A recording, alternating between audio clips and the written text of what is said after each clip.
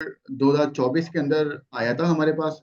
और ये प्रपोज है, अभी हम इस वक्त जो हम बात करेंगे वो सारा का सारा अभी प्रपोजल है। और ये अंडर कंसिडरेशन है, और ये सेनेट के में से ये इसकी रिकमेंडेशन आ चुकी है, और अभी ये अप्रूवल के फेज में है। मोस्ट लाइकली ये शायद कुछ दिनों में ये अप्रूव हो जाए। तो अभी इस वक्त जो हम डिस्कस करेंगे, ये पूरी प्रेजेंटेशन, ये जो टैक्स लॉ अमेंडमेंट बिल जो लेके आए हैं, ये हम बिल की बुनियाद पे करेंगे कि जो प्रपोज किया गया है अभी फेडरल गवर्नमेंट की जाने से, जिसमें इनकम टैक्स में और सेल टैक्स के अंदर जो प्रपोजल्स हैं, वो प्रपोजल हम एक एक करके हेड बाय हेड शेयर आपसे करते हैं कि उसमें क्या कॉन्सिक्वेंसेज हैं। जो ये टैक्स लॉ अमेंडमेंट बिल का जो एक एक जो थीम थी, असल में थोड़ा सा मैं इंट्रोडक्शन दूं कि जो इसको लाने का एक मकसद था। बड़े जमाने से हम ये देख रहे हैं कि फाइलर नॉन फाइलर के जो इश्यूज हैं, कि अगर कोई प्रॉपर्टी आप परचेज करेंगे, कोई गाड़ी, कोई इन्वेस्टमेंट की तरफ आप जाते हैं, तो वहाँ पे जो फाइलर और नॉन फाइलर की जो जो टैक्स रेट्स हैं, और जो परचेजिंग की और जो इकोनॉमिक हमारी जो एक्टिविटी है, वो जिस तरह से वो चल रही है, तो वो नॉन फाइलर को ग्रैब करने की कोशिश कर रहे हैं, और नॉन नॉन फाइलर्स को टैक्स नेट में लाने की कोशिश बड़े जमाने से करते हुए आ रहे हैं। जिसके नतीजे में जो है, ये अपना माइक थोड़ा सा अनम्यूट कर देगा कि दो चार लोगों का माइक माइक खुला हुआ है। ठीक है। तो ये बेसिकली ये जो बिल आया, वो बिल इसी वजह से आया कि ये नॉन फाइलर को ये टैक्स नेट में लाने की बड़े जमाने से कोशिश करते जा रहे हैं कि किसी तरह से नॉन फाइलर्स को जो है वो इन चीजों से रोका जाए, या उनके ऊपर टैक्स रेट हायर किए। टैक्स रेट ज्यादा करने के बाद भी उन्होंने ये देखा कि लोग ज्यादा टैक्स पे करके, लेट सपोज प्रॉपर्टी परचेज करने जाते हैं, तो वहाँ नॉन फाइलर का ज्यादा रेट उन्होंने रखा हुआ था। इसी तरह से दूसरी जगह पे परचेजिंग पे, या दूसरी एडसोर्स विद होल्डिंग नॉन फाइलर्स की, उन्होंने 200% और 250% तक भी की हुई थी। उसके बाद भी गवर्नमेंट और एफबीआई और जो टैक्स कलेक्टर जो है वो इस चीज में नाकाम अपने आप को समझ रहे हैं, या नाकाम समझते हैं कि ये टैक्स रेट बढ़ाने के बाद भी नॉन फाइलर का लोग टैक्स नेट में आने के लिए तैयार नहीं थे। बहुत सारे लोग ज्यादा टैक्स देने के बाद प्रॉपर्टी परचेज कर लेते थे, या नॉन फाइलर का जो टैक्स था उसको अपनी कॉस्ट का पार्ट बना लेते थे, और वो कॉस्ट को बेयर करने के बाद वो सारी ट्रांजैक्शन करते जा रहे थे। बट वो अपने रिटर्न्स फाइल नहीं कर रहे थे, कि जो कि एक सबसे बड़ा चैलेंज जो है एक जमाने से आ रहा है। अब इन्होंने इस टैक्स लॉ अमेंडमेंट को लाने के बाद उन नॉन फाइलर्स के ऊपर, वो जो लोग टैक्स नेट में नहीं है, उनकी ट्रांजैक्शन को जो है वो रिस्ट्रिक्शन लगाने की कोशिश एक की है। इस बिल का जो पूरा जो मकसद है, इसमें इनकम टैक्स में जो नॉन फाइलर्स हैं, या वो लोग जो सेल टैक्स में जो अनरजिस्टर्ड हैं, उनको इन इकोनॉमिक ट्रांजैक्शन से रोका जाए। क्योंकि अब जब इस इकोनॉमिक ट्रांजैक्शन से उनको रोकेंगे, उन पे, अगर एक बंदा नॉन फाइलर है और उसको वो प्रॉपर्टी परचेज करने नहीं देंगे, या गाड़ी परचेज करने नहीं देंगे, या उसके बैंक अकाउंट खोलने नहीं देंगे, या उसकी ट्रैवलिंग पे पाबंदी लगाएंगे, इन सब चीजों को रोकेंगे, तो गवर्नमेंट का एक ये सोचना है कि इन चीजों को जब आप बंद करेंगे, तो शायद जो लोग हैं वो टैक्स नेट में आएंगे। इसके अलावा भी एक इशू था कि लोग फाइलर भी बन जाते थे। बहुत सारे केसेस में हमने ये देखा कि लोग फाइलर भी बन गए, लेकिन क्या हुआ, वो जीरो की फाइलिंग उन्होंने कर दी, रिटर्न नील फाइल कर दिया, वेल्थ स्टेटमेंट नील फाइल कर दी। आपको मालूम है कि रिटर्न नील फाइल करके और एक छोटा सा सरचार्ज पे करने के बाद 24 घंटे में और 12 घंटे में आप फाइलर भी बन जाते हैं।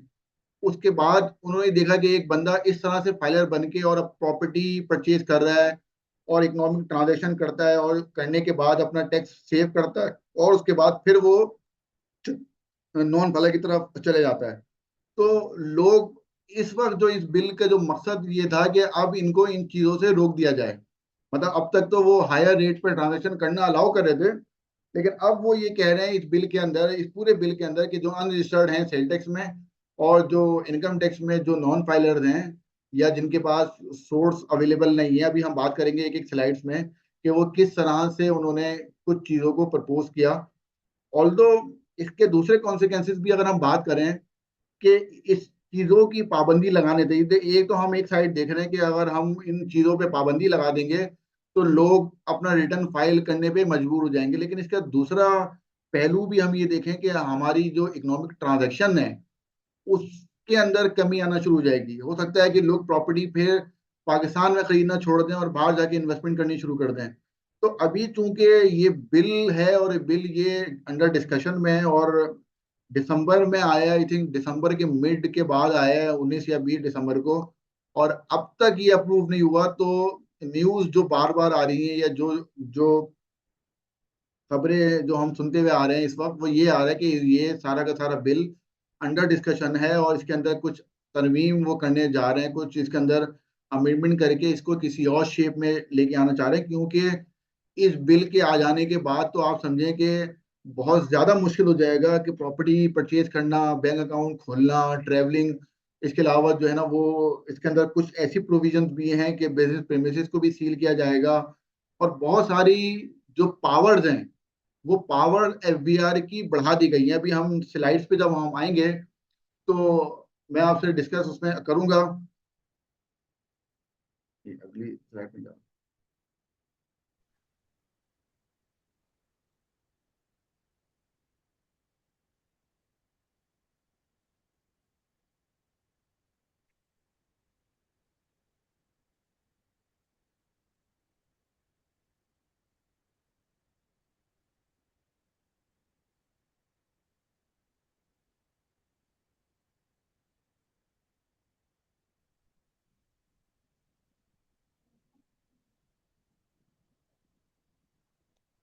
जी ठीक।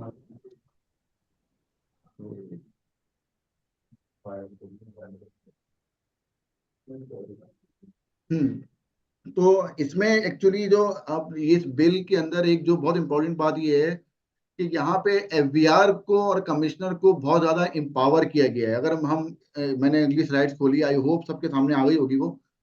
जो इस बिल फाइनल जो टैक्स लॉ अमेंडमेंट बिल 2024 जो है वो लाने का जो एक एक मकसद, तो मैंने आपको बताया कि नॉन फाइलर्स के ऊपर रिस्ट्रिक्शन लगानी थी। तो इससे अल्टीमेट एफबीआर के पास एक पावर आ गई।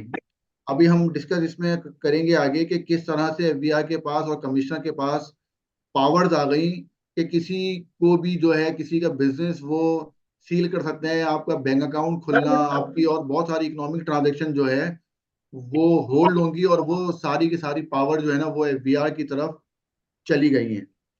ठीक है। इसमें एक कॉन्सेप्ट ये लेके आए हैं, अगर हम बात करते हैं कि हम फाइलर नॉन फाइलर की जब हम बात करते हैं, तो अब यहाँ जब भी हम प्रॉपर्टी या इन्वेस्टमेंट करने जाते थे तो ये पूछा जाता था कि ये फाइलर है या नॉन फाइलर है।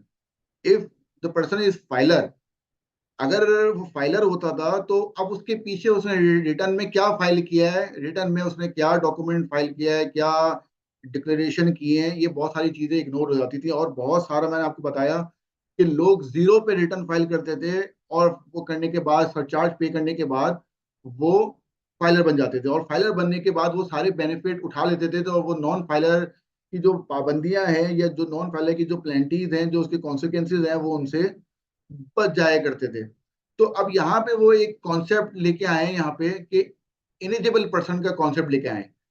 इनिजिबल पर्सन और इन एलिजिबल पर्सन का कॉन्सेप्ट लेके आए हैं फाइलर नॉन फाइलर की रिप्लेसमेंट में। आप समझ सकते हैं कि अब कोई प्रॉपर्टी आप परचेज करने जाएंगे तो अगर आप एलिजिबल होंगे, उसके एलिजिबल की एक डेफिनेशन उन्होंने बताई है, वो मैं अभी आपसे डिस्कस करता हूँ।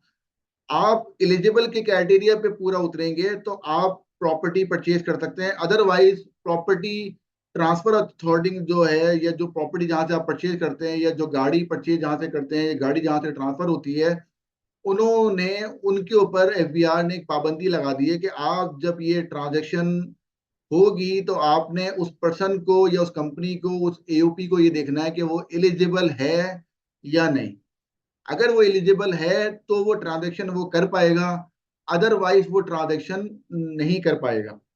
ठीक है। तो मैं एलिजिबल की हम बात करता हूँ कि इन्होंने एक एलिजिबल पर्सन का जो कॉन्सेप्ट दिया है उसमें दो तरीके की इन्होंने चीज बोली है कि या तो उसने पिछले साल का रिटर्न फाइल किया हुआ हो, ठीक है, और रिटर्न फाइल करने के साथ साथ उसमें उसके पास सफिशिएंट सोर्स भी मौजूद हो। अगर उसके पास सफिशिएंट सोर्स मौजूद नहीं है, अभी इससे पहले की अगर हम बात करें, वो फाइलर की बेस पे ट्रांजेक्शन होती थी। अब अगर उसने निल पे रिटर्न फाइल किया हुआ है, तो इसका मतलब ये है कि उसके पास उस डॉक्यूमेंट के अंदर सोर्स नहीं है, पैसे नहीं है उसके अंदर, या कैश नहीं है उसके पास, ये ऐसी चीज नहीं है कि वो जिसको डिस्पोज करके वो ट्रांजेक्शन कर रहा है। और ये कुछ हद तक इस तरह की लॉजिकल बात भी है कि अगर आपके पास वेल्थ में पीछे सोर्स ऑफ इनकम मौजूद नहीं है, या आपके पास ओपनिंग में कैश एंड कैश इक्विवेलेंट मौजूद नहीं है, तो वो ट्रांजेक्शन कर कैसे रहा है? अभी तो बताया ना मैंने आपको कि जीरो का रिटर्न फाइल किया और सिस्टम पे वो एटीएल लिस्ट में आ जाता है और वो फाइलर बन जाता है। तो प्रॉपर्टी ट्रांसफर करने वाला वो देखता है वो फाइलर है, और उसको जो है वो प्रॉपर्टी परचेज करने देता है, और वो फाइलर के विदहोल्डिंग लगा लेता है उसके ऊपर, वो नॉन फाइलर से बच जाता है। तो अब उसके पास एक सफिशिएंट सोर्स भी मौजूद होना चाहिए। अब जो परचेज करने वाले जो लोग होंगे, चाहे प्रॉपर्टी परचेज करने वाले लोग हों, चाहे गाड़ी परचेज करने वाले लोग हों, वो तीन तरीके के लोग होंगे। ठीक है, या तो वो इंडिविजुअल्स होंगे, या तो वो एओपी होंगे, या तो वो कोई कंपनी होंगे। ठीक है, ये तीन तरीके के लोग होंगे कि जो इस तरह की इकोनॉमिक ट्रांजैक्शन कर रहे होंगे।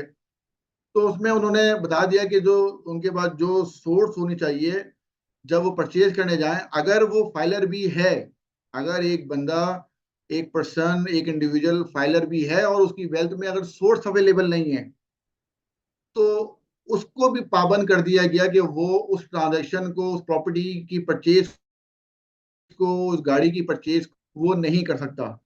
और अल्टीमेट रिस्पॉन्सिबिलिटी ट्रांसफरिंग अथॉरिटी के ऊपर लगाई, और शोरूम और जहां से आप गाड़ी परचेज करेंगे उनके ऊपर ये पाबंदी लगाने जा रहे हैं। और तो ये प्रपोजल्स है कि अब ये किस हद तक ये पॉसिबल हो पाते हैं, ये जब ये एक्ट होगा, ये अप्रूव होगा, ये बिल, उसके बाद हमें पता चलेगा। अगर ये इसी सिचुएशन में एज इट इज अगर ये एक्सेप्ट हो जाता है और ये हमारा इनकम टैक्स लॉ या सेल टैक्स लॉ का पार्ट बन जाता है, तो ये एक बहुत चैलेंजिंग होगा गवर्नमेंट के लिए भी, और जो ट्रांसफरिंग अथॉरिटीज हैं और जो गाड़ी बेचने वाले शोरूम्स या कंपनीज हैं, उनके लिए भी बड़ा चैलेंज होगा कि वो क्या किसी की वेल्थ स्टेटमेंट को लेंगे, उसकी वेल्थ में वो सोर्स को चेक करेंगे, वो कैसे चेक करेंगे?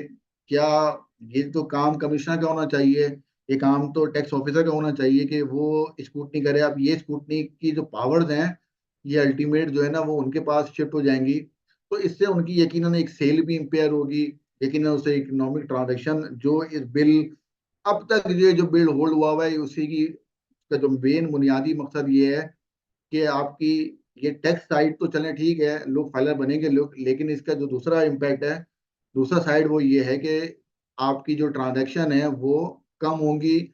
लोग इन्वेस्टमेंट यहाँ से निकाल के कहीं बाहर की तरफ जाके इन्वेस्टमेंट करेंगे। ये खतरे हैं, ये जो खदशात हैं, जिसकी वजह से ये बिल जो है ना वो अभी अंडर कंसिडरेशन है, और ये डिबेट के ऊपर है और ये डिस्कशन के ऊपर है। तो हम बात करते हैं कि दो बात हमने की, एलिजिबल पर्सन अब वो होगा जो रिटर्न फाइल जिसने किया होगा, ठीक है, और कौन से साल का, जिस साल वो ट्रांजेक्शन कर रहा है।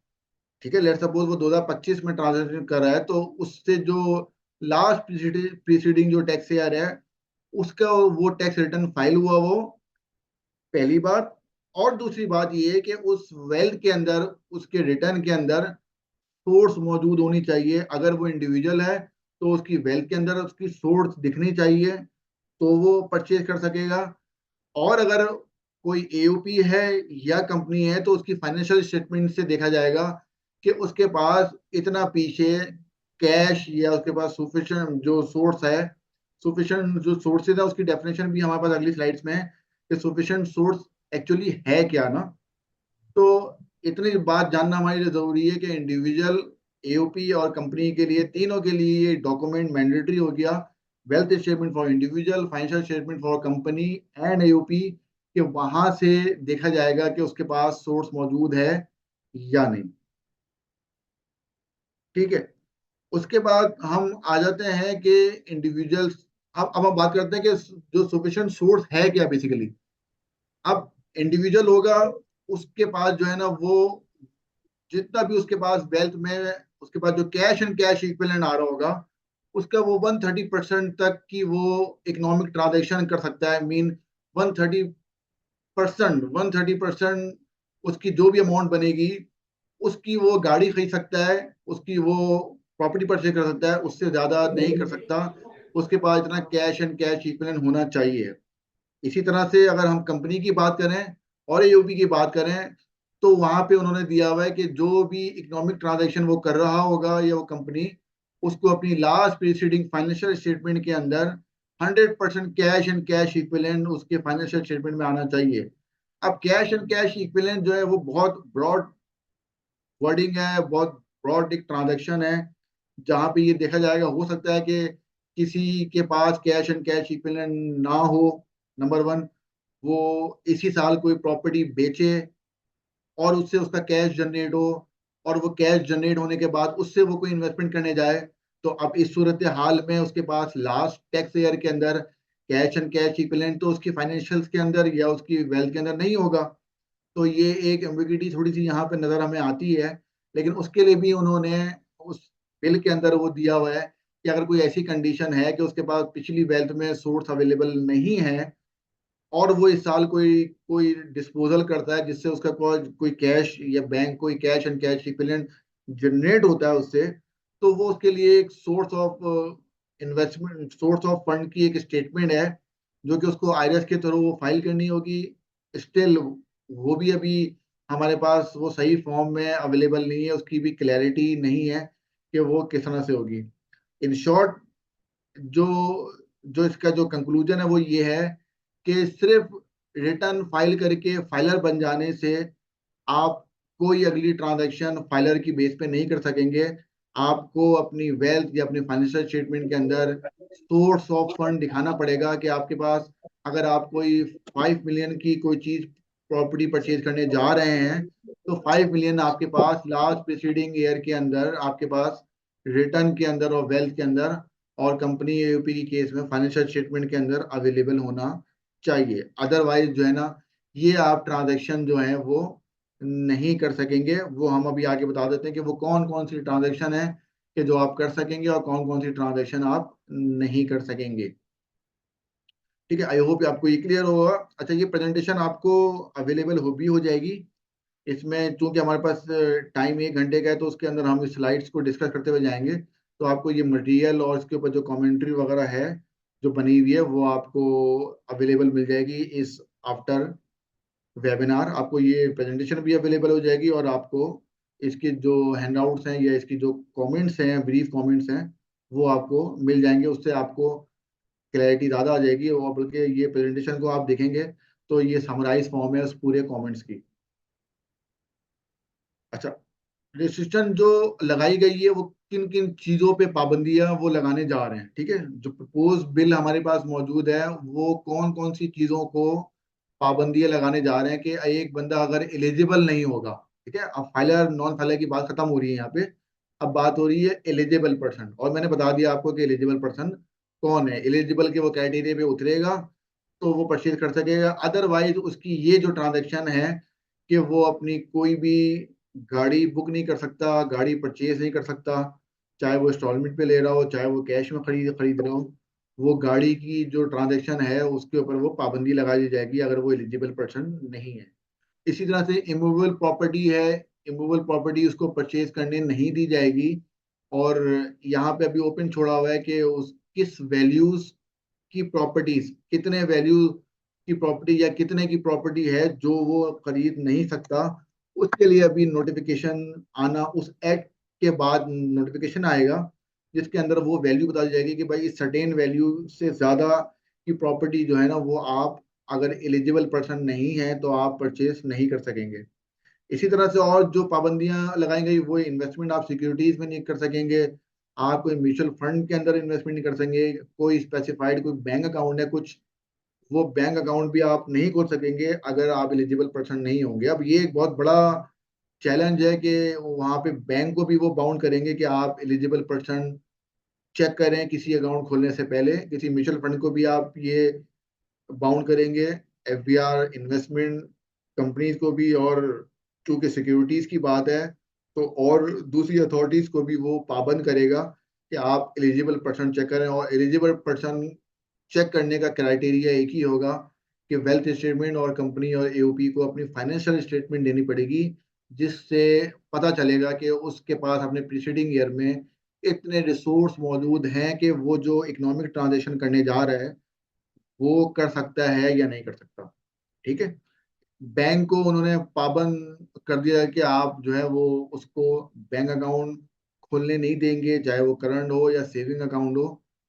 ठीक है। कुछ स्पेसिफिक अकाउंट है जो कि अभी वो नोटिफाइड भी किए जाएंगे कि उनकी एक्सक्लूजन है, अदरवाइज आपको बैंक अकाउंट खोलने की इजाजत नहीं दी जाएगी। इसी तरह से अगर आप बैंक अकाउंट किसी ने खोला हुआ है पुराना और वो एलिजिबल पर्सन नहीं है तो उसको कैश विड्रॉल की भी वो यहाँ कहते हैं कि उसको पाबंदी होगी, वो कैश विड्रॉ नहीं कर सकता, और उसकी भी एक लिमिट अभी एफबीआर नोटिफाई करेगा अपनी नोटिफिकेशन में कि सर्टेन अमाउंट से ज़्यादा का वो कैश अगर विड्रॉ करने जा रहा है तो बैंक उसको अलाउ नहीं करेगा अपने ही पैसे निकालने के लिए। ये अगर इन जनरल बात करें तो ये प्रैक्टिकल इसकी पॉसिबिलिटीज बड़ी कम लगती हैं कि किस तरह से हो पाएगा। इस तरह से तो ये पूरा सिस्टम जो है वो मुश्किल में आ जाएगा कि ये ट्रांजैक्शन जो है वो कैसे करें। इसमें फिर जेन्युइन लोग भी होंगे, जेन्युइन ट्रांजैक्शन भी होंगी जो हर्डल होंगी, और चूंकि एफबीआई के पास एक ये बड़ी पावर आ जाएगी, उसके बाद मजीद जो जो कंप्लाइंट टैक्स पेयर है वो मजीद इन प्रॉब्लम में आ सकता है। ऑल्दो आपको मालूम है ये बिल और ये प्रपोजल और ये सारे ये लॉ बन जाते हैं, लेकिन उसके बाद जो मुश्किलात आती हैं जो कि आज तक हम देखते हैं 7E में देखते हैं, बड़ा एक छोटा सा एक लॉ आया लेकिन आज तक उस 7E की जो प्रॉब्लम्स हैं, जो मसाइल उसके प्रैक्टिकल हैं, वो आज तक हल नहीं हो सके। तो ये भी एक बहुत बड़ा चैलेंज होगा एफबीआर के लिए और एज वेल एज पाकिस्तान के लिए कि उनकी ये ट्रांजैक्शन जो है जब बंद हो जाएंगी तो फिर क्या सिचुएशन बनती है और इसका क्या इम्पैक्ट पड़ेगा, क्या इससे कोई फायदा होगा नहीं होगा।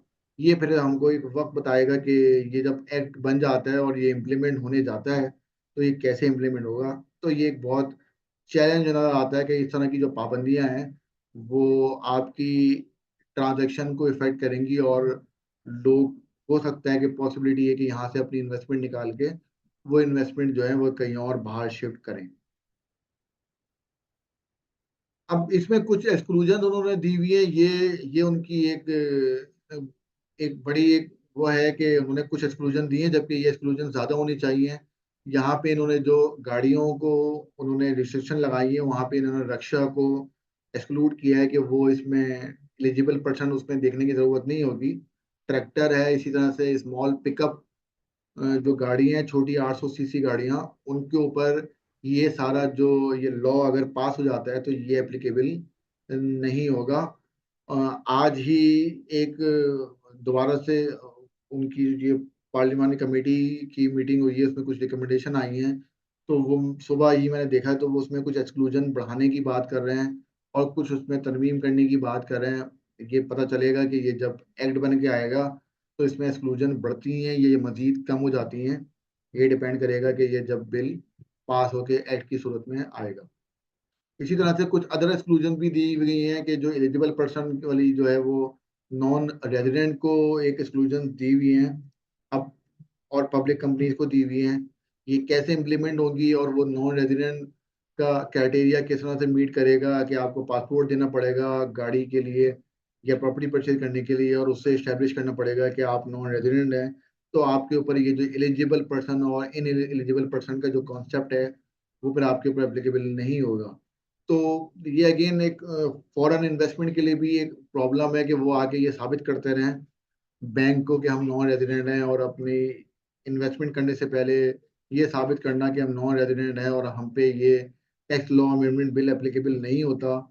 ये भी एक थोड़ा सा एक चैलेंज है कि इन्वेस्टमेंट और ये पब्लिक कंपनी के लिए कि अगर वो इस तरह की ट्रांजेक्शन करने जाते हैं तो वो किस तरह से कर सकेंगे और अपने आप को एक्सक्लूजन में किस तरह से बाहर करेंगे। उसके बाद हम देखते हैं कि हमारे पास सेक्शन इनकम टैक्स ऑर्डिनेंस का सेक्शन 222 है।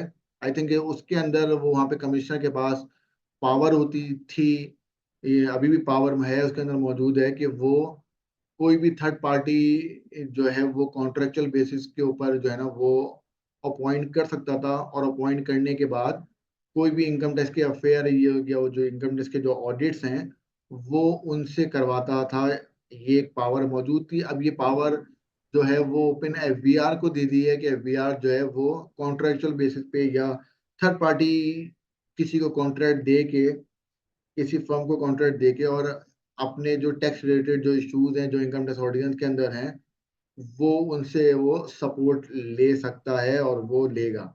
जो रोल होगा उसके अंदर उस थर्ड पार्टी का या कॉन्ट्रेक्चुअल जो भी ऑडिटर होगा जिसको एफबीआर अपॉइंट करेगा, वो उनको ऑडिट के अंदर असेस करेगा, टैक्स की एक्टिविटी में या कोई लिटिगेशन या कोई प्रोसीडिंग के अंदर वो उसको हेल्प आउट करेगा। और किस तरह से अब इसका मैकेनिज्म भी आना बहुत इंपॉर्टेंट है कि वो क्या स्कोप होगा उस फर्म का जो थर्ड पार्टी होगी, कॉन्ट्रेक्चुअल जो जिसको ऑडिटर के तौर पे रखा जाएगा, तो वो उसके पास क्या पावर क्या राइट्स होंगे। कुछ लॉ के अंदर अवेलेबल है सेक्शन 222 के अंदर। और अब ये चूंकि एफबीआर को एक ओपन पावर दी जा रही है, तो अब इसके भी एक रूल्स आने इम्पोर्टेंट होंगे कि वो क्या रूल्स इसमें आते हैं। ठीक है, इसी तरह से एक उसमें एक उन्होंने ये एक और क्लॉज डाली है, प्रपोज की है कि जो भी थर्ड पार्टी के साथ कॉन्ट्रैक्ट होगा उसके उसमें एनडीए साइन करवाया जाएगा, क्योंकि ऑब्वियसली टैक्स पेयर का डेटा कॉन्फिडेंशियल डेटा है, और किसी प्राइवेट फर्म को अगर दिया जाएगा तो वो ऑलरेडी इनकम टैक्स लॉ के अंदर मौजूद है ये बात 2016 के अंदर। लेकिन यहाँ पे भी प्रपोज की गई है कि वो स्पेसिफिक किसी को भी ऑर्डर अपॉइंट जब करेंगे, थर्ड पार्टी कॉन्ट्रेक्चुअल एग्रीमेंट करेंगे, तो उनसे NDA non disclosure agreement sign करवाएंगे, जिसके अंदर ये क्लॉजेज होती हैं एनडीए के अंदर कि जो जो कॉन्फिडेंशियलिटी जो होती है, जो इंफॉर्मेशन का जो एक कॉन्फिडेंशियल रखना होता है, उसको बरकरार रखा जाएगा। ऐसा ना हो कि किसी प्राइवेट फर्म को, किसी प्राइवेट थर्ड पार्टी को ऑडिट दिया जाए और वो किसी प्राइवेट कंपनी का डेटा या प्राइवेट किसी टैक्स पेयर का डेटा जो है ना वो पब्लिक ना हो। तो उसकी कॉन्फिडेंशियलिटी का जो है ना एक उसके लिए एक एनडीए साइन करना होगा जो भी ऑडिटर अपॉइंट होगा। तो ये इस तरह की कुछ अमेंडमेंट्स हैं। अच्छा, इस तरह से अब थोड़ा सा और हम बात करें यहाँ पे रेसिप्रोकल कुछ डेटा शेयरिंग मैकेनिज्म बनाने की कोशिश की है। और तो ये अगेन कितना प्रैक्टिकल होता है ये देखने वाली बात है, बहुत इंपॉर्टेंट बात है कि ये किस तरह से एग्जीक्यूट करेंगे इसको एक्चुअली। उसकी एग्जीक्यूशन देखनी है कि एफबीआर को पावर दी गई है कि वो डेटा जो है वो बैंक को प्रोवाइड करे, और बैंक को एम्पावर किया गया है कि वो अपनी इंफॉर्मेशन जो है वो एफबीआर को दे। तो आप समझे कि जो इंफॉर्मेशन बैंक के पास हो सकती है, लाइक किसी का बैंक अकाउंट है, किसी का बैलेंस है, या कोई किसी की और अकाउंट की इंफॉर्मेशन है, तो वो एफबीआर को कॉन्फिडेंशियल रख के वो डेटा शेयर कर सकता है। या इनकम टैक्स ऑर्डिनेंस के अंदर वो प्रपोज किया गया है, उसके पास एक राइट्स आ गया है।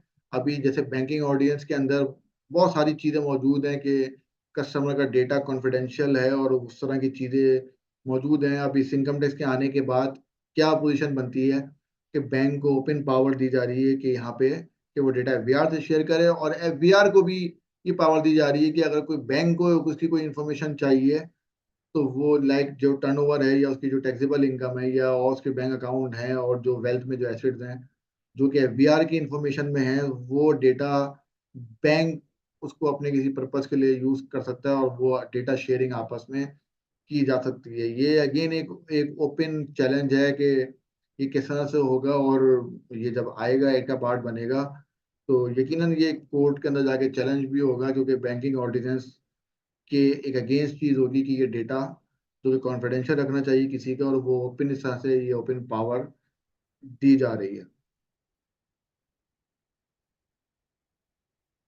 अच्छा, उसके बाद हम बात करें, ये तो कुछ इनकम टैक्स की अमेंडमेंट थी जो कि हमने डिस्कस की। अब कुछ इस तरह की हम इसमें बात की जा रही है कि जो सेल टैक्स में भी जो अनरजिस्टर्ड है, अभी तक तो हम बात कर रहे थे कि इनकम टैक्स में एलिजिबल पर्सन का कॉन्सेप्ट था कि eligible person can purchase the property, can purchase the vehicles and other things.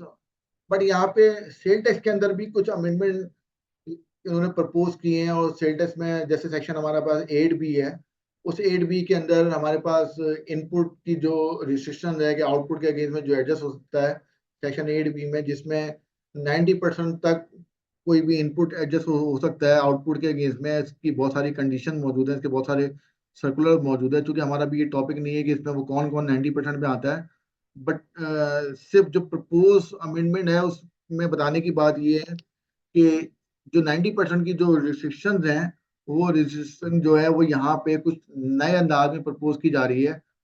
वो यहाँ पे की जा रही है कि एफबीआई के पास यहाँ पे एक और पावर दी जाएगी, जहाँ पे वो database automatic risk management system को यूज करते हुए वो ये जो इनपुट की जो एडजस्टमेंट है, वो एफबीआर किसी ने लेट सपोज अपने पास इनपुट अप टू दी 90% ही एडजस्ट किया हुआ है, तो अब वो उस इनपुट का भी कुछ हिस्सा अगर वो समझता है एफबीआर, तो उसको वो डेफर्ड कर सकता है कि उसकी किसी महीने की एडजस्टमेंट जो है वो डिसअलाउ कर सकता है, या ये जो लिमिट 90% की जो एडजस्टमेंट की है उसको वो ज्यादा और कम भी कर सकता है। ये एफबीआई के पास एक पावर दी गई है। अब ये देखने वाली बात है कि ऑल दो 90% की रिस्ट्रिक्शन वहाँ पे जब मौजूद है कि कोई भी जो सेंटेक्स में रजिस्टर्ड पर्सन है, जो जो इसमें फॉल करते हैं एडबी में, वो अपने आउटपुट के अगेंस्ट में अप टू दी 90% एडजस्टमेंट करते थे। तो ये स्टेट 90% इनफ था आई थिंक, लेकिन यहाँ पे वीआर को ये पावर दी गई उस 90% से भी अगर वो समझता है तो वो कोई इनपुट उसको डिसअलाउ कर सकता है, कोई डेफर कर सकता है, या जो ये 90% की जो कंडीशन है उसको जो वो बढ़ाए के कम और ज्यादा कर सकता है। अब इसका क्या मकसद है इसका, ये देखने वाली बात होगी कि जब इसकी प्रैक्टिकल एग्जीक्यूशन होगी, वो वैसे ही स्टेटस में हमारे पास एक बहुत सारे मसाइल यहाँ मौजूद हैं। ये एक नया मसला आएगा कि जहाँ पे एफबीआर अपनी मर्जी से किसी का भी इनपुट डिसअलाउ कर सकता है और डेफर कर सकता है, या इस लिमिट को भी बढ़ा के और कम कर सकता है।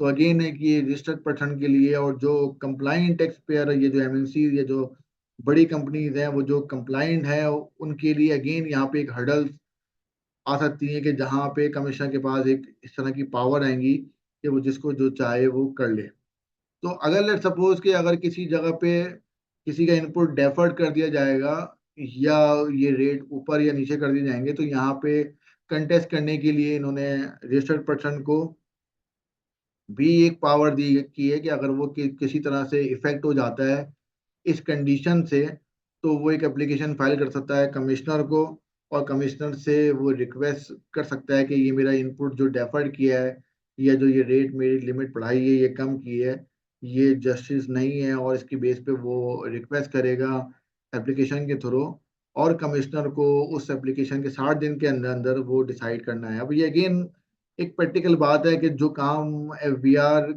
में होने वाले हैं वो इस वक्त नहीं हो पाते हैं। तो अब एक इस तरह से किसी कमिश्नर के पास या किसी ऑफिसर के पास ये पावर आ जाए कि वो ऑडिट तो कर रहा है, साथ में ये पावर भी आ जाए कि कोई इनपुट की जो रिस्ट्रिक्शन है उसको वो ऊपर नीचे रेट कर सके, तो अगेन एक ये लिटिगेशन का मामला चलेगा, और फिर एक टैक्स पेयर को एक हैसल में पड़ना पड़ेगा, और फिर वो जाए कमिश्नर के पास, और कमिश्नर के पास वो रिक्वेस्ट करे, और फिर वहाँ पे इसकी तरह से हियरिंग करे, और जो भी इसका रूल्स या प्रिस्क्राइब एक तरीकेकार बताया जाएगा, तो उस तरीकेकार से फिर ये एक अपील फाइल, सॉर्ट ऑफ एक अपील फाइल हुआ करेगी।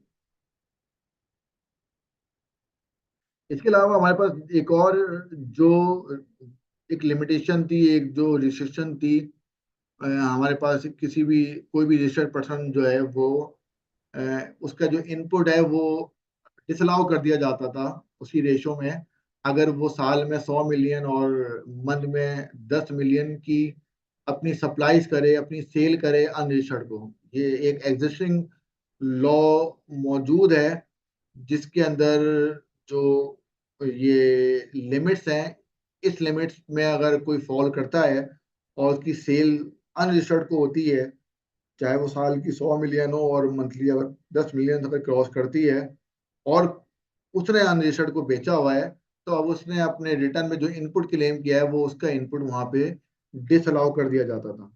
यहाँ पे वो इसको जो अमेंडमेंट करने जा रहे हैं, वो अमेंडमेंट करने ये जा रहे हैं कि यहाँ पे अगेन इसको थ्रेश होल्ड को जो है वो रिप्लेस करने की बारी, मतलब वो कहते हैं कि थ्रेश होल्ड को रिवाइज किया जाएगा, और उसके लिए इस बिल के अंदर कोई ऐसी खास बात नहीं बताई गई। ये बता दिया गया है कि जो भी अगर थ्रेशोल्ड अगर चेंज होता है, ये बढ़ता है या ये कम होता है, यकीनन इसको वो बढ़ाएंगे, यकीनन इसको कम करेंगे, टैक्स पेयर के अगेंस्ट में ही करेंगे और एफबीआर के फेवर में इसकी लिमिट को वो कम करेंगे। तो लेकिन उसके लिए उन्होंने फिर एक जनरल स्टेटस का ऑर्डर पास करना होगा, उसके थ्रू ये जो थ्रेशोल्ड है उसको चेंज करने की बात हो रही है। तो यहाँ पे अगेन एक ओपन ब्लैंकेट इनके पास एक पावर आ जाएगी कि जहाँ पे इस थ्रेशोल्ड को वो अपनी मर्जी से जो है वो बढ़ा सकेंगे या कम कर सकेंगे।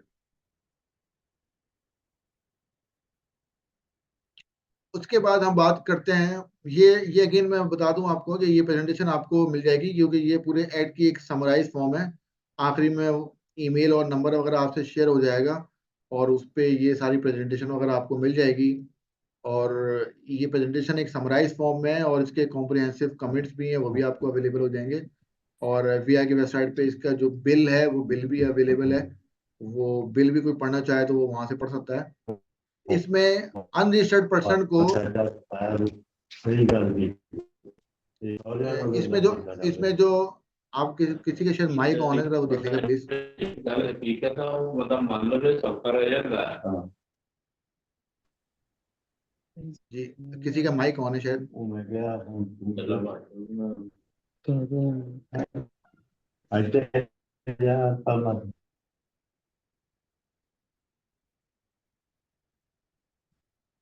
जी। अच्छा, इसमें इसमें अगेन यहाँ पे एक जो अनरजिस्टर्ड जो सेल टैक्स में कोई अनरजिस्टर्ड होगा, वहां पे ये एक नया सेल टैक्स के अंदर एक प्रपोज किया है इन्होंने सेक्शन, कि अगर कोई अनरजिस्टर्ड पर्सन होगा, अब वो अनरजिस्टर्ड एक्चुअली होना ये चाहिए कि जो लायबल टू बी रजिस्टर्ड है और वो रजिस्टर्ड नहीं है, कोई अभी अनरजिस्टर्ड है, तो उसके पास उसके लिए कमिश्नर के पास एक पावर दी है कि वो उसका बैंक अकाउंट जो है वो सीज कर सकता है। ठीक है। और या कोई एंटिटीज हैं, ठीक है, वो अनरजिस्टर्ड हैं, उनको लायबल टू बी रजिस्टर्ड है लेकिन वो रजिस्टर्ड नहीं होती, तो उनका जो कमिश्नर जो है वो डायरेक्शन दे सकता है बैंक को, और उसके पास कमिश्नर के पास पावर है कि उनके वो बैंक अकाउंट को फ्रीज कर देगा।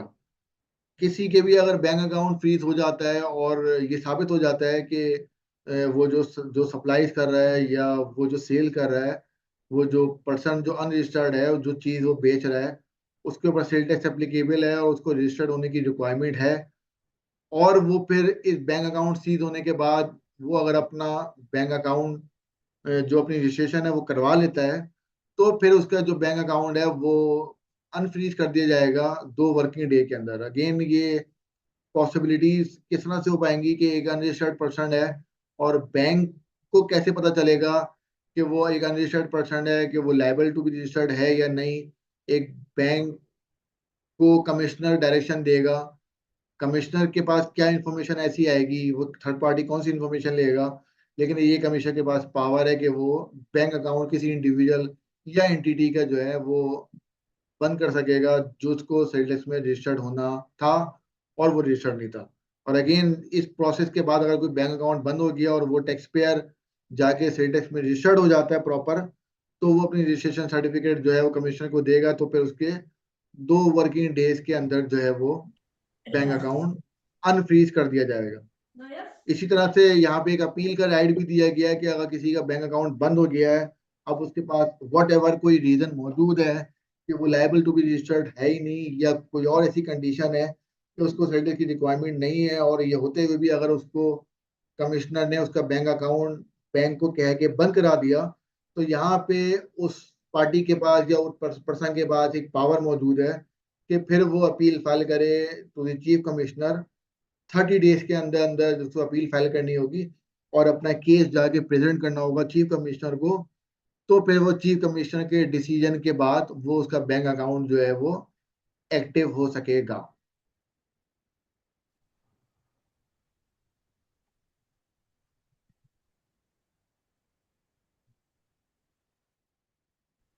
अच्छा, इसी तरह से हम बात करते हैं कि कमिश्नर के पास सेल टैक्स में एक और यहाँ पावर दी गई है कि अब देखें, बड़ा ये भी एक इंपॉर्टेंट बात है कि किसी अनरजिस्टर्ड की जो जो प्रॉपर्टी है उसको ब्लॉक करने का या उसको ट्रांसफर करने का या उसको सेल और परचेज करने का जो जो एक राइट है टैक्स पेयर के पास, वो अगर ये स्टेब्लिश हो जाता है कि वो बंदा सेल टैक्स में उसकी रजिस्ट्रेशन लाजमी है और वो रजिस्टर्ड नहीं है, तो अब यहाँ पे अनरजिस्टर्ड पर्सन को जो कि प्रॉपर्टी ओन करता है या वो ट्रांसफर करना चाह रहा है, तो उसकी वो प्रॉपर्टी कमिश्नर के पास पावर है कि वो प्रॉपर्टी रजिस्ट्रार को कहे कि उसकी प्रॉपर्टी को ब्लॉक कर दे, अटैच कर दे, या उसकी ट्रांसफर जो होती है वो प्रॉपर्टी ट्रांसफर के ऊपर पाबंदी लगा दे।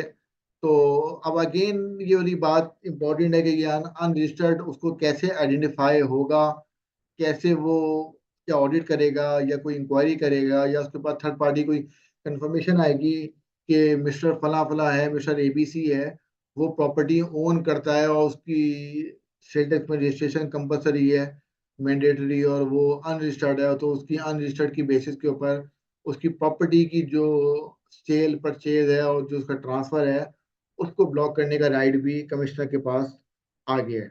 अगेन लास्ट स्लाइड की तरह इसके अंदर भी 2 वर्किंग डे अगर किसी वक्त किसी की प्रॉपर्टी ब्लॉक हो जाती है और वो ट्रांसफरिंग जो अथॉरिटी है, जो रजिस्ट्रार है, उसकी प्रॉपर्टी को ट्रांसफर नहीं कर रहा है या उसको उसने अटैच कर दिया है और टैक्स पेयर जाके अपने आप को स्टेटस में रजिस्टर्ड करवा ले, तो फिर कमिश्नर के पास पावर है कि 2 वर्किंग डेज के अंदर उसकी जो रजिस्ट्रेशन है उसको वो रीस्टोर कर देगा और जो उसकी प्रॉपर्टी है उसको रीस्टोर कर देगा। अगर वो ब्लॉक हुई हुई है या उसको ट्रांसफर पे पाबंदी लगाई हुई है तो वो उसको ट्रांसफर करने की इजाज़त दे देगा और 2 दिन में उसकी जो भी ये अटैचमेंट सॉर्ट ऑफ ब्लॉक किया है उस ब्लॉक को वो खोल देगा।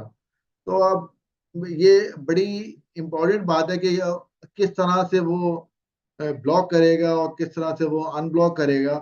तो ये एक प्रोसीजर यकीनन जो डिफॉल्टर्स हैं, जो जिनको जिन पे को पेनलाइज करना चाहिए, तो उनके लिए तो एक एक सही इकदाम है, लेकिन बट अब ये देखने वाली बात है कि ये कैसे पता चलेगा कि इतनी बड़ी आवाम में अगर मुझ पे अगर सेंटेंस की रजिस्ट्रेशन अगर मैंडेटरी ही नहीं है, तो अब रजिस्ट्रार ये कैसे आइडेंटिफाई करेगा या ये कमिश्नर ये कैसे आइडेंटिफाई करेगा, क्या हर बंदे की प्रॉपर्टी को ट्रांसफर करते वक्त वो करेगा या इसको रैंडम करेगा या कोई केस सेलेक्ट हो गया उसको वो ब्लॉक कर देगा अगर उसने देख लिया।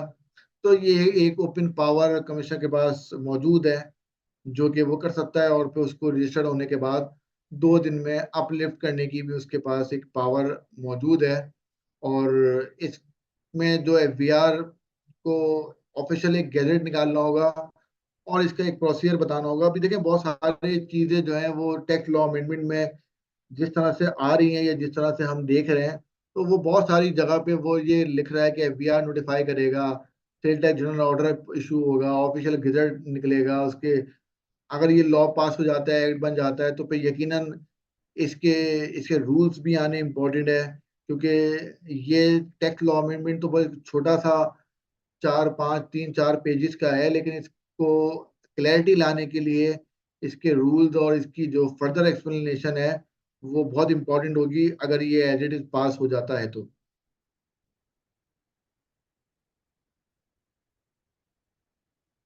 उसके बाद एक और पावर यहाँ पे दी गई है और वो पावर उन्होंने चीफ कमिश्नर को दी है। चलें, ये तो बहुत एक अच्छी बात है कि यहाँ भी कमिश्नर को पावर नहीं दी, कम से कम उसके एक बड़े अफसर को पावर दी है यहाँ पे कि वो चीफ कमिश्नर के पास यहाँ पावर है कि वो किसी भी सर्कमस्टेंसेस में अगर किसी अनरजिस्टर्ड पर्सन को आइडेंटिफाई करता है और यकीनन वो प्रूफ करता है और ये स्टैब्लिश कर देता है कि उसकी जो एक्टिविटी है वो टैक्सेबल एक्टिविटी है और he is liable for sale tax registration और वो रजिस्टर्ड नहीं है, तो वहां पे ये प्रपोज सेक्शन सेक्शन 14 ए जो है वो वहां पे कमिश्नर चीफ कमिश्नर को अलाउ करता है कि उसका बिजनेस प्रेमिसेस को जो है वो सील कर दे। उसकी कोई भी मूवेबल प्रॉपर्टी, अभी तक तो इमूवेबल प्रॉपर्टी की बात हो रही थी, तो अब तो यहाँ पे उसका जो मूवेबल एसेट्स हैं या मूवेबल जो प्रॉपर्टीज हैं उसको भी जाके वो सीज कर देगा। और उसके पास एक और इख्तियार मौजूद है कि कोई भी एडमिनिस्ट्रेटर बिठा देगा, कोई भी रिसीवर बिठा देगा वहाँ पे कि जो भी वहाँ पे टैक्सेबल एक्टिविटी हो रही है उसको मॉनिटर करके और उस पे स्टेटस की वो कलेक्शन करके और एफबीआर को या टैक्स कलेक्टर को जो है वो जमा कराए। तो ये बहुत एक हार्श पावर है। आई थिंक इसके लिए भी कोई ना कोई प्रोटोकॉल्स होने बहुत इंपॉर्टेंट है, इसके लिए भी कोई ना कोई रूल्स होने जरूरी है। ऐसे चीफ कमिश्नर को पावर दे दी जाए कि वो किसी की भी बिजनेस या मूवेबल प्रॉपर्टी को सील कर दे, या किसी की भी फैक्ट्री के ऊपर या किसी भी कंपनी के ऊपर कोई एडमिनिस्ट्रेटर ला के बिठा दे, जो उसकी सारी सेल्स एक्टिविटी को फिर वहां से मॉनिटर करे, उसको देखे। तो इससे यकीनन जो है ना वो चीजें डिस्टर्ब ही होंगी। इस तरह से ओपन पावर दे देने के बाद भी मुझे मालूम है ये इस तरह के जो अमेंडमेंट बड़े जमाने से लेते हुए आ रहे हैं, लेकिन इस तरह की अमेंडमेंट लाने का मकसद तो ये होगा कि फिर जो जेन्युइन आपका टैक्स पेयर है, आपके जो जेन्युइन कॉर्पोरेट सेक्टर या जेन्युइन आपकी कंपनीज हैं, उनको छोटे छोटे मामला में बड़ी डिस्टरबेंस होंगी। और फिर एक एफबीआर के ऑफिसर के पास उस तरह की पावर आ जाना कि वो किसी का भी जो है बिजनेस प्रेमिसेस को सील कर दे, या कहीं भी उसकी मूवेबल प्रॉपर्टी को सीज कर दे, तो वो फिर एक पावर का वो एक गलत इस्तेमाल भी होना शुरू होगा। और फिर उसको एफबीआर कैसे उसको हैंडल करेगा, उसके ऊपर कैसे चेक एंड बैलेंस, कैसे कंट्रोल लगाएगा, जहां अभी एग्जिस्टिंग चीजों के अंदर उनके पास कंट्रोल मौजूद नहीं है। तो इस तरह की चीजों को हैंडल करना, एफबीआर के पास एक अपनी पावर, एफबीआर के पास एक अपनी फोर्स, और गवर्नमेंट के पास एक अपनी पूरी ये टीम होनी चाहिए कि जिसको ये मॉनिटर कर सके कि ये जो टैक्स पेयर और जो टैक्स अथॉरिटीज के जो मसाइल हैं, ये क्या इससे सॉल्व होंगे। इसके बाद क्या इस टैक्स लॉ अमेंडमेंट आने के बाद क्या लोग रजिस्टर्ड होंगे आके। और मुझे नहीं लगता कि इस तरह से एक आसान है, क्योंकि ये इस तरह की चीजें जो है ना अगेन कोर्ट में चैलेंज हो जाएंगी। जो एक ह्यूमन राइट्स हैं, एक जो एक जो एक शहरी का जो जो टैक्स लॉ से बाहर आके बात करें, जो कॉन्स्टिट्यूशनल राइट्स हैं, या उसके जो परचेजिंग है, या जो उसकी ये इकोनॉमिक एक्टिविटी है, उसको इस तरह से रोक देना कि उसके पास पीछे सोर्स नहीं है, वो एलिजिबल पर्सन नहीं है, तो वो कोई ट्रांजेक्शन ही नहीं करेगा। तो इससे बहुत सारे अल्टीमेट जो है ना वो प्रॉपर्टी का बिजनेस भी बहुत इफेक्ट होगा, जो कि इसके कॉन्सिक्वेंसेज हैं। एफबीआर के एक अपने मकासद हैं, और ठीक है, और दूसरा एक बिजनेस के एक अपने प्रॉब्लम है। तो इससे रियल एस्टेट सेक्टर भी एक यकीनन इफेक्ट होगा। उसके अलावा भी और दूसरे जो कॉर्पोरेट सेक्टर हैं, या दूसरी जो जो कंप्लाइंट टैक्स पेयर हैं, उनको जगह जगह पे इस तरह की मुश्किलात आएंगी कि जहाँ पे एफबीआर के पास इतनी ओपन पावर मौजूद है।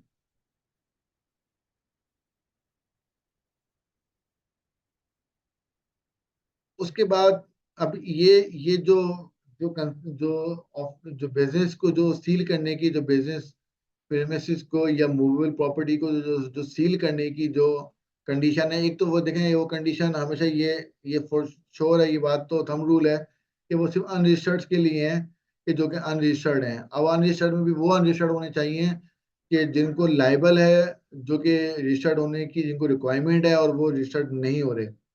तो अगर किसी जगह पे इसकी इन्फोर्समेंट की जाएगी, तो वो यकीनन उसके लिए कुछ प्रोटोकॉल यहाँ पे इन्होंने प्रपोज किए हैं कि कोई एक पब्लिक नोटिस दिया जाएगा, और वो अप्रूव कमेटी के पास ओपन कोर्ट में दिया जाएगा। उस कमेटी के अंदर चीफ कमिश्नर और चैम्बर के और ट्रेड बॉडीज के लोग मौजूद होंगे। उनकी कॉम्बिनेशन से जो है ना वो एक कमेटी बनेगी। वो उस कमेटी की कंसर्न से जो है ना वो ये सील हो सकेगा।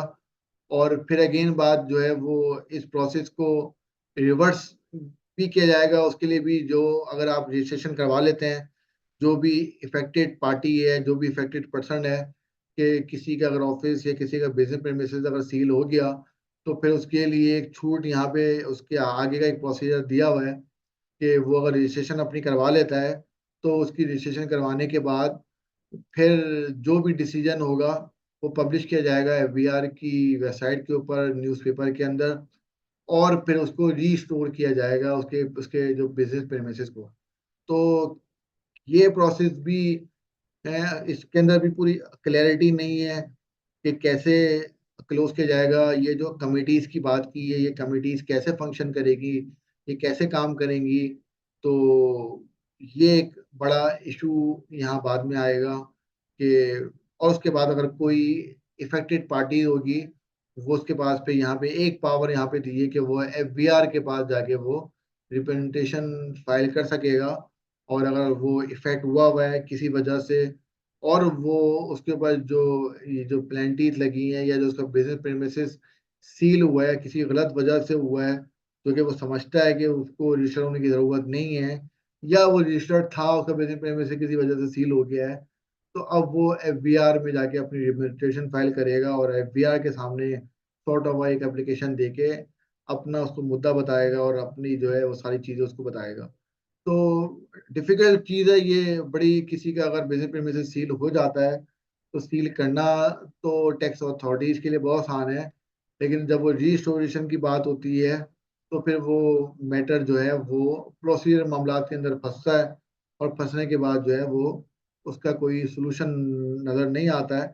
अल्टीमेट उसके बाद फिर इफेक्ट क्या होता है, वो इफेक्ट वही होता है कि जो सही काम करने वाले होते हैं या जो रेगुलर कंप्लाइंट टैक्स पेयर होते हैं और जो अपने आप को सही लाइन के अंदर वो चल रहे होते हैं, फिर वो भी मजबूर होते हैं कि अपने आप को जो है ना वो सिस्टम से बाहर लाके और उसी तरह से काम किया जाए जिस तरह से वो काम हो रहा है, और वो टैक्स नेट से फिर वो भागते हैं। और वो यही सारी वजूहत हैं। वैसे ही इनकम टैक्स लॉ के अंदर बहुत सारी रिस्ट्रिक्शन और बहुत सारी प्लेंटीज वैसी मौजूद है। एफबीआर चाहे तो उनको इस्तेमाल करते हुए, उन पावर्स को इस्तेमाल करते हुए बहुत सारे काम करवा सकता है। इस तरह की हार्श चीजों की जरूरत, as far as my opinion is concern के, इतनी जरूरत नहीं है जिस तरह का ये बिल बनाया गया है। और ये पिछले 1 डेढ़ महीने से प्रोसेस के अंदर है और ये अप्रूवल की स्टेज पे है, और अब तक ये अप्रूवल नहीं हुआ है। तो इसके पीछे क्या वजूहत है, वो वो वजूहत यही है कि कोई ना कोई इसमें बीच का रास्ता निकाला जाएगा कि इसमें जो इतना हार्श प्रपोजल है उसको लॉ का पार्ट नहीं बनाया जाए। ये हमारी प्रेजेंटेशन यहाँ पे खत्म हो जाती है, और जो हमने प्रपोज अमेंडमेंट हमने यहाँ पे दिए हैं वो सारी की सारी हमने डिस्कस कर ली हैं।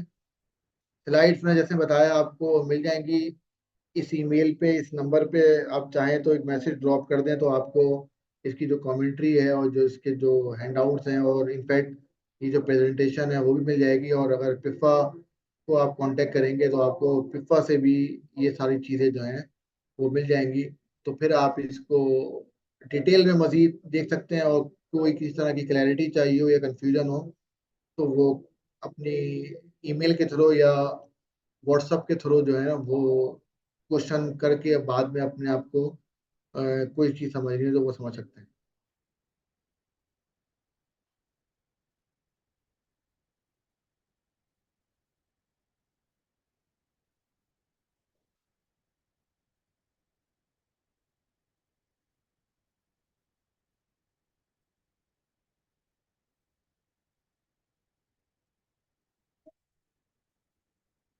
यार भाई बहुत बहुत शुक्रिया। आई थिंक आपने काफी अच्छे तरीके से एक्सप्लेन किया, और हमें उम्मीद है कि जितने भी पार्टिसिपेंट हैं उन्होंने काफी अच्छे आपकी तरीके से थोड़ी सी आवाज़ थोड़ी कम आ रही है। जी जी हैदर भाई, आप आवाज सही आ रही है? जी आ रही आ रही। हाँ जी हैदर भाई, बहुत बहुत शुक्रिया, आपने काफी अच्छे तरीके से एक्सप्लेन किया। और thank you I very much. Hope कि जितने भी पार्टिसिपेंट्स हैं उनको, उनके लिए ये सेशन काफी फ्रूटफुल रहा होगा। आई थिंक हमारे पास 20 मिनट्स फर्दर हैं, हम चाहें तो क्वेश्चन जो है सेशन जो है वो हम कर सकते हैं। अ, अगर कोई पार्टिसिपेंट किसी को कोई क्वेश्चन है तो वो आप हैंड रेज कर लें, और हैदर भाई जो है उनको फिर जो भी है वो जो है जवाब वो दे देंगे उनको। तो हैदर भाई, आप क्वेश्चन जी आंसर जी। से हम स्टार्ट कर लेते हैं। अस्सलाम वालेकुम। वालेकुम सलाम। मेरा नाम फ़हाद है और मैं विफा का मेंबर हूँ।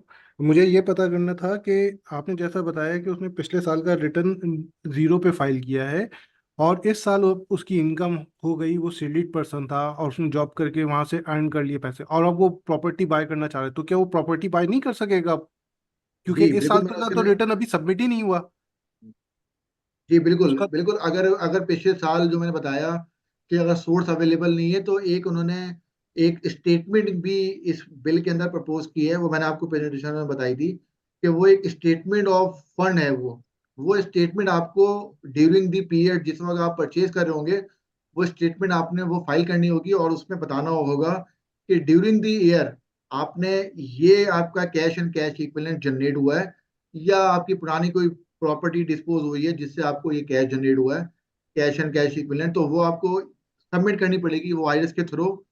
वो वो क्या फॉर्मेट होगा और वो किस तरह क्या होगा वो सारा कुछ अभी आएगा। लेकिन अगर आपके पास पिछले साल में वो अवेलेबल नहीं है, क्योंकि बिल की वर्डिंग यही है कि प्रीसीडिंग टैक्स ईयर के अंदर आपके पास अवेलेबल होना चाहिए, तो अब आपका सवाल उस हद तक बिल्कुल ठीक है कि रिटर्न तो मैंने पिछले साल का फाइल किया हुआ है, और इस साल अगर मैं कोई जनरेट करता हूँ किसी तरह की कोई इनकम, या कोई एक्स्ट्रा ऑर्डिनरी कोई मेरी मुझे कोई इनकम आ जाती है, कोई ऐसी चीज आ जाती है जिससे मैं परचेज करने जाता हूँ, तो मुझे फिर एक स्टेटमेंट फाइल करनी पड़ेगी। वो स्टेटमेंट भी इस बिल के अंदर प्रपोज कर दी गई है। वो फॉर्मेट उसका अवेलेबल होगा, तो फिर वो हमने एक स्टेटमेंट एडिशनल फाइल करनी पड़ेगी हर उस बंदे ने, कि जिसके पास अगर पुराने साल में सोर्स नहीं है और इस साल वो कोई चीज खरीदने जा रहा है और उसके पास इसी साल वो कोई इनकम आई है या कोई भी चीज आई है। थैंक यू, शुक्रिया।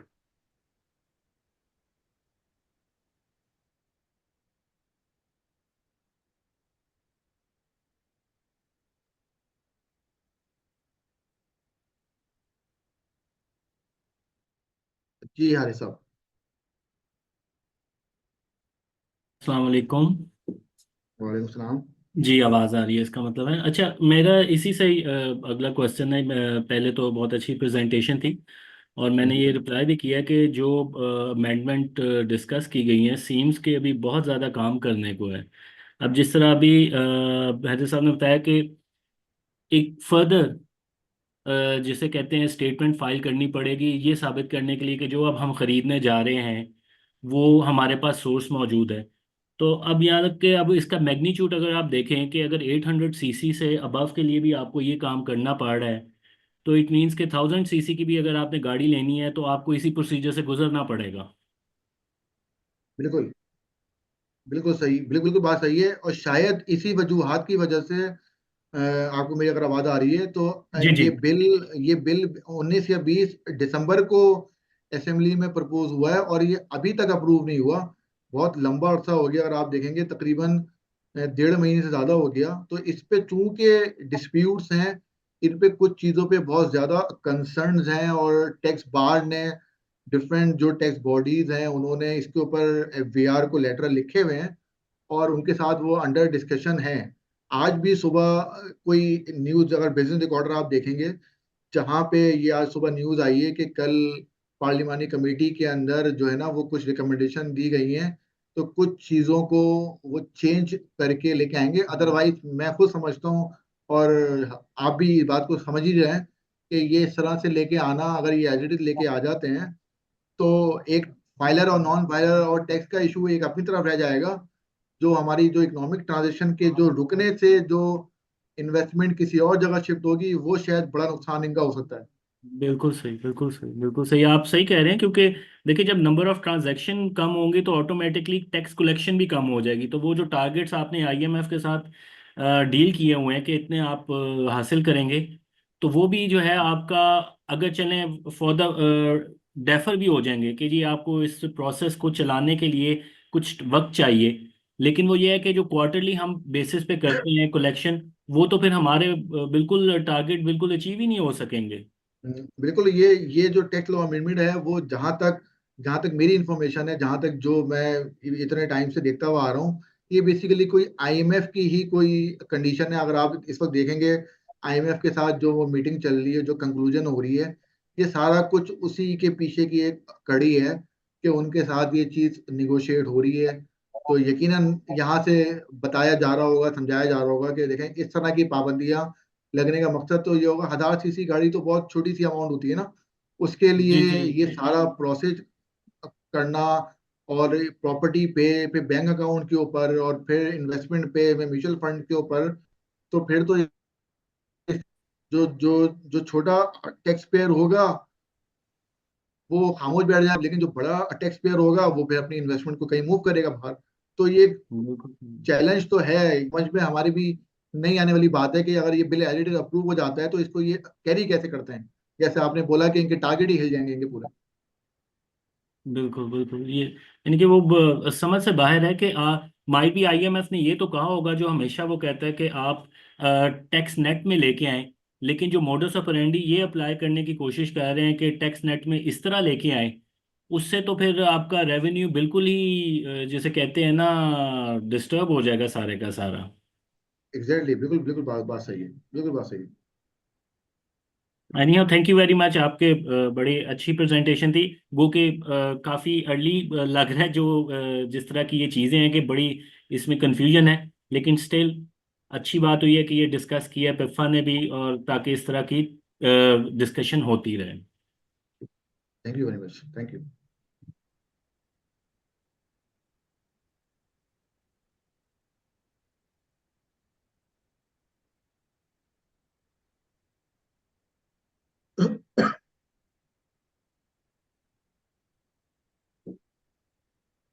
जी, कशिश भाई, आई थिंक मेरे ख्याल में कोई नहीं और। हैदर भाई, दो क्वेश्चंस मेरे भी हैं छोटे से जी जी। प्रेजेंटेशन से रिलेटेड। ये इंस्टॉलमेंट सेल्स वगैरह जो है, ये इसको किस तरह से देखेंगे इस बिल के तहत, अगर हम इसको इम्प्लीमेंट करना चाहें, या ये इंस्टॉलमेंट सेल्स जो है, जो बैंक्स वगैरह गाड़ी लीजिंग पे दे रहे होते हैं, उनका क्या तरीकेकार होगा? और अगर कोई बंदा, अगर मतलब उसकी वेल्थ जस्टिफाई नहीं कर रही उस एसेट को जो परचेज कर रहा है, तो वो अगर रिटर्न फाइल हो जाता है, तो उसको कमिश्नर या जो इनकम टैक्स ऑफिसर है, वो किस तरह से देखेगा? कोई इसका उसका उन्होंने कोई लेआउट बताया है, कोई प्रोसीजर बताया है? हाँ, देखें जी, आपका सवाल बहुत अच्छा है बिल्कुल, कि जो इंस्टॉलमेंट वाली जो है वो उनका क्या होगा। देखें, इसने, अगर आप वो देखेंगे ना, एक प्रेजेंटेशन में आप देखिएगा, वहाँ पे वर्ड लिखा है, बुकिंग पे लिखा हुआ है। गाड़ी की बुकिंग के ऊपर ही वो पाबंदी हो जाएगी। तो जब हम बैंक के पास हम जाते हैं गाड़ी लेने के लिए, तो बैंक ही निगोशिएट करता है जाके टैक्स पेयर के साथ। अब जहाँ पे फाइनेंसिंग वाली बात होगी, तो वहां पे अगर गाड़ी बैंक के नाम पे होगी, तो बैंक तो पे एलिजिबल पर्सन होगा, सारा कुछ होगा। लेकिन यहाँ पे बैंक को भी, अब मैं बता रहा कि जैसे रूल्स आएंगे यहाँ पे, अब ये बैंक को भी बाउंड करेंगे कि अगर बैंक गाड़ी खुद खरीद के और आपको अगर किस्तों पे दे रहा है, तो अब वो एलिजिबल पर्सन की जो क्राइटेरिया है वो बैंक को पे चेक करना पड़ेगा। क्योंकि अगर वो एलिजिबल नहीं है, अगर एक बंदा डायरेक्ट जाके शोरूम से परचेज करता है, तो शोरूम वाले को पाबंद किया है कि उसकी वेल्थ जाके चेक करे, और उसमें वो चेक करे सोर्स है या नहीं। लेकिन जब वो बैंक से ले रहा है, तो अब बैंक से लेने में एक तो पैसा बैंक का इन्वॉल्व है, तो शायद वहां पे सोर्स की जरूरत उसको नहीं पड़े, क्योंकि बैंक को फिर अपना सोर्स दिखाना होगा। ठीक है। लेकिन बैंक को फिर ये क्राइटेरिया जो है ना, ये देखना पड़ेगा कि वो इतना एलिजिबल पे होना चाहिए। वो पे बैंक अपना रिस्क डिपार्टमेंट उनका देखता है कि वो, अगर मैं किसी को इंस्टॉलमेंट पे दे रहा हूँ, तो वो क्या इंस्टॉलमेंट देने की सकत उसके अंदर मौजूद है। फिर वो बैंक अपना रिस्क देखेगा। लेकिन गाड़ी जब बुक हो रही होगी शोरूम के नाम पे, तो चूंकि वो बैंक और शोरूम, गाड़ियों की जो कंपनी होगी, वो उनके दरमियान एग्रीमेंट होगा, तो जो गाड़ी बेचने वाले जो शोरूम है, वो तो बैंक का सोर्स देख लेगा, उसको वहां पे अलाउ कर देगा। फिर बैंक को आगे अपना रिस्क जो है ना वो कवर करना पड़ेगा वहां पे। हैदर भाई, बहुत बहुत शुक्रिया।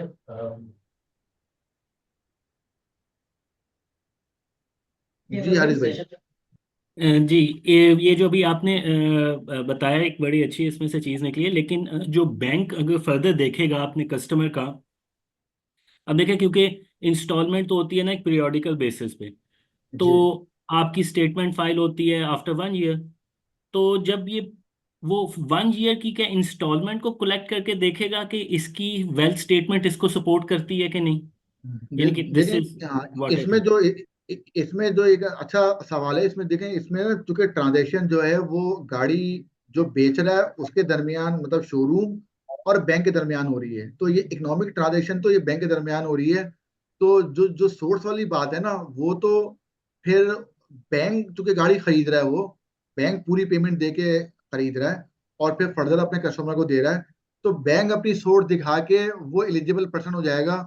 वहां पे शोरूम का अपना मामला ठीक हो जाएगा, वो देख लेगा कि हाँ बैंक के पास सोर्स है। अब बैंक जब आगे उसको सबलेट करेगा, तो मेरे ख्याल में वहां पे एलिजिबल पर्सन का शायद, जब इसके भी रूल्स आएंगे बन के, तो वहां पे उसको देखने की जरूरत नहीं पड़ेगी।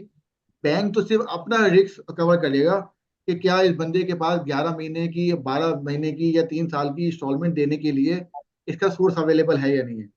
फिर ये बैंक और कस्टमर का वो फाइनेंसिंग एग्रीमेंट का होगा मामला, वहां पे शायद ये टैक्स लॉ अमेंडमेंट उस तरह से प्रिवेल नहीं करेगा। टैक्स लॉ अमेंडमेंट उस जगह पे करेगा कि बैंक गाड़ी खरीद रहा है शोरूम से, तो जी जी शोरूम अपनी गाड़ी हवाले कर देगा बैंक को एलिजिबल पर्सन बना के। सही। अच्छा, इस इसमें दो फर्दर क्वेश्चन है। देखें, मोस्टली जो करंटली सिचुएशन है उसमें बैंक क्या करता है कि कहता है कि जी आपकी इतनी सैलरी है तो इसकी एस्टिमेटेड बेस पे मैं आपको ये लीज करता हूँ।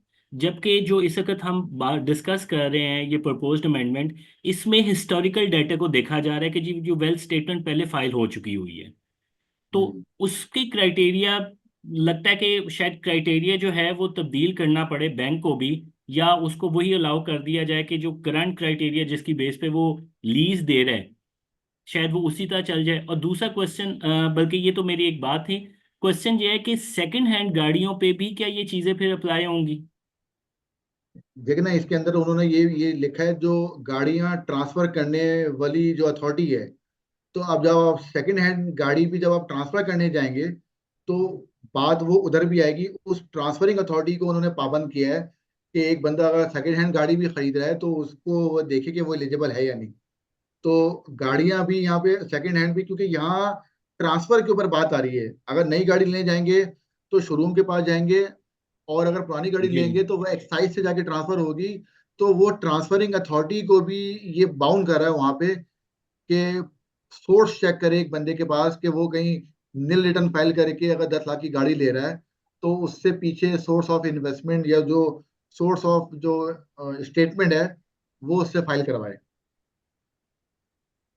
वैसे अपेरेंटली ये लग रहा है कि किसी भी बंदे की सीक्रेसी रहेगी नहीं इसके बाद, कि बिल्कुल, ये हर जब आप देखे किसी। ना, आपने वो मेरी एक स्लाइड देखी जहाँ पे जी जी बैंक को पावर किया और बिल्कुल। एफबीआई को पावर किया आपस में इंफॉर्मेशन एक्सचेंज करने के लिए।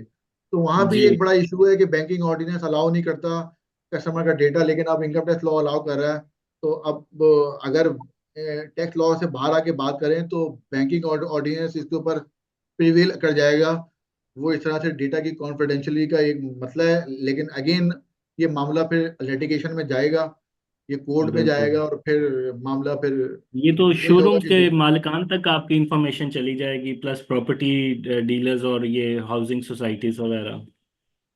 इन्होंने अभी अभी आई थिंक एक आध दिन पहले वो प्रॉपर्टी के ऊपर भी कुछ चेंजेस लेके आए हुए हैं। तो अब मुझे लगता है ये कि जब ये बिल प्रपोज होगा तो कुछ और इसके अंदर फर्दर ऐड होगा। फिफा के साथ हमारी बात हुई हुई है कि जब ये अप्रूव हो जाता है, अगर ये अगले 1-2 हफ्ते के अंदर, तो कॉम्प्रिहेंसिव सेमिनार या वेबिनार जो है ना किया जाए बिल्कुल, जब मैं एक्ट यही बन कहने जाए। क्योंकि लगा था। हाँ, क्योंकि अभी असल में जी बिल पे क्लैरिटी नहीं है असल में बहुत ज्यादा। तो हम बहुत ज्यादा इस पे हम डिबेट करें तो उससे बेहतर ये है कि बिल्कुल एक्ट कर ले सही। करें, तो बहुत सारी चीजें ठीक हो जाएंगी। और रूल्स बड़े मैटर करते हैं कि रूल्स जो आएंगे वो क्या उसके बारे में कहते हैं रिलेटेड। Exactly, exactly. बिल्कुल सही कह रहे हैं, बिल्कुल आई एग्री विद यू 100%।